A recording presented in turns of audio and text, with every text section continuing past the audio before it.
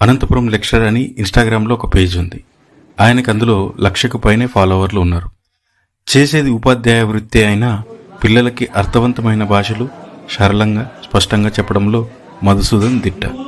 విద్యార్థులకు తెలుగు సామెతల్లో ఒక సామెతను ఉదాహరణగా తీసుకొని వారికి అర్థమయ్యే విధంగా విద్యా బోధనలోని పాఠాలను మనసులోకి అచ్చయ్యే విధంగా పాఠాలు చెబుతూ విద్యార్థులకు ఇష్టమైన మాస్టర్గా మారిపోయారు మధుసూదన్. మధుసూదన్తో లోకలైటిని అందిస్తుంది ప్రత్యేక కథనం. సో నా పేరు వచ్చేసి మధుసూదన్. నేను వచ్చేసి అంతా విలేజ్ బ్యాక్గ్రౌండ్లోనే చదువుకున్నాను. పెద్ద సిటీస్ ఏం తెలియదు మనకు. కాకపోతే ఏంటంటే 10th తర్వాత నేను హైదరాబాద్లో చదువుకోవడం జరిగింది. హైదరాబాద్లో ఉస్మానియా యూనివర్సిటీ సంబంధించిన దేవస్థానం అనమాట. అది శ్రీ తిరుమల తిరుపతి దేవస్థానం అనమాట. అది వాళ్ళ తరపున నేను శ్రీ వేదాంత వర్ధిని సంస్కృత కళాశాలలో చదువుకున్నాను అనమాట. సో అది 10th క్లాస్ అయిపోయిన ఇంటర్మీడియట్ నుంచి నెక్స్ట్ డిగ్రీ వరకు నేను అక్కడే చదువుకున్నాను. తర్వాత పీజీ వచ్చేసి ఉస్మానియా యూనివర్సిటీలో నాకు ర్యాంక్ రావడం జరిగింది. సో అక్కడే నా పీజీ కంప్లీట్ చేయడం జరిగింది అనమాట.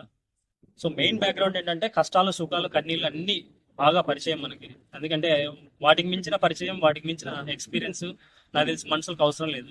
సో అవన్నీ నాకు చాలా ఉన్నాయి. అందుకే నేను టీచింగ్లో మోస్ట్లీ అవి కవర్ చేస్తూ పిల్లల్ని ఇన్స్పైర్ చేస్తూ ఎంకరేజ్ చేస్తూ సో వాళ్ళు మోటివేట్ చేస్తూ వాళ్ళ ఫాదర్స్ మదర్స్ కూడా కొంచెం నాకు తెలిసినంత వరకు మోటివేట్ చేస్తూ క్లాస్ చెప్పడం అనేది జరుగుతుంది. మీరు ప్రతిరోజు ఒక సామెత కానీ ఇలాంటివి ఒకటి తెలుగులోని పద్యాలు చెప్తూ ఉంటారు పిల్లలు, వాళ్ళు రిసీవ్ చేసుకుంటున్నారు? రిసీవ్ చేసుకుంటారు. మోస్ట్లీ పద్యాలు మర్చిపోయే ఛాన్స్ ఉంటుంది, కానీ దాని భావం మాత్రం బ్రెయిన్ లోంచి అసలు పక్కకు కూడా వెళ్ళదండి. 100%.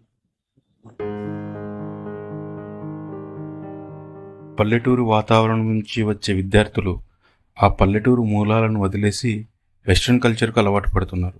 తిరిగి వారికి పల్లెటూరు మూలాలు గుర్తు చేయాలని టీచింగ్ ఫీల్డ్లో ఎఫెక్టివ్గా చెప్పడానికి ట్రై చేస్తున్నానంటున్నారు మధుసూదన్. చాలా ఇబ్బందులు అండి. అసలు తినడానికి లేని సిచ్యువేషన్ అనమాట. అంటే మనకి కడుపు కాలితే కన్నీళ్ళు వస్తే బాధలు తెలుస్తాయంటారు కదా, అలాంటి సిచ్యువేషన్స్ లైఫ్లో చాలా ఉన్నాయి. సో మోస్ట్లీ మన టీచింగ్ ఫీల్డ్లో ఎఫెక్టివ్గా చెప్పడానికి ట్రై చేస్తుంటాను. ఎందుకంటే పొద్దున్న నుంచి అరుస్తూ ఉంటే మెంటల్ వస్తుంది మాకు మామూలుగా. ఎందుకంటే నిలబడి చెప్పడం అనేది చాలా కష్టమైన విషయం. అలా అరుస్తూ కొంతమంది ఎనర్జీ లాస్ అవుతారు అనమాట. కొంతమంది కళ్ళు తిరిగి పడిపోయిన లెక్చరర్స్ కూడా ఉన్నారు.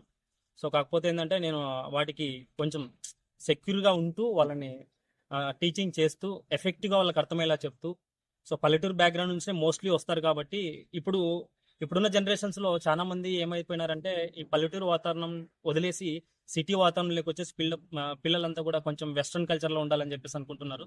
సో వెస్ట్రన్ కల్చర్ అనేది చూడ్డానికి బాగుంటుంది తప్ప తినడానికి కానీ సంస్కారానికి కానీ మేధో సంపత్తికి కానీ అస్సలు బాగుండదు అని నా అభిప్రాయం. సూపర్.